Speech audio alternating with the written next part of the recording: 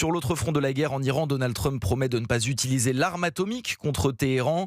Les États-Unis maintiennent toujours leur blocus sur les ports iraniens pour priver Téhéran de ses exportations de pétrole. Donald Trump l'assure, l'économie iranienne est en train de s'effondrer, mais malgré leur isolement, les gardiens de la révolution ne montrent aucun signe de faiblesse, Charles Bouchin. Oui, car l'Iran est habitué aux sanctions internationales qui visent ses exportations de pétrole. Pour les contourner, Téhéran utilise sa flotte fantôme, des pétroliers qui cachent leurs données satellitaires pour échapper au système de surveillance. Une dizaine de navires, dont plusieurs pétroliers, auraient réussi à franchir le blocus américain depuis une semaine.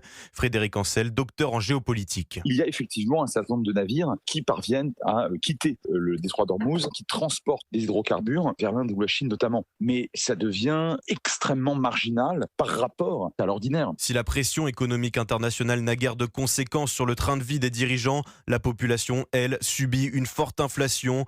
2/3 des Iraniens vivent en dessous du seuil de pauvreté. L'accès aux denrées alimentaires et à l'eau potable devient difficile. La population vit de ce qu'elle peut, notamment parce qu'il y a une agriculture qui est comme relativement développée dans la plupart des régions iraniennes. Et puis, pour le reste, c'est réellement la débrouille au quotidien avec un appauvrissement qui est tout à fait authentique. Un appauvrissement qui pourrait raviver la contestation du peuple face au régime. C'est précisément pour cette raison que la population était descendue dans les rues en janvier dernier. Les explications de Charles Bouchin pour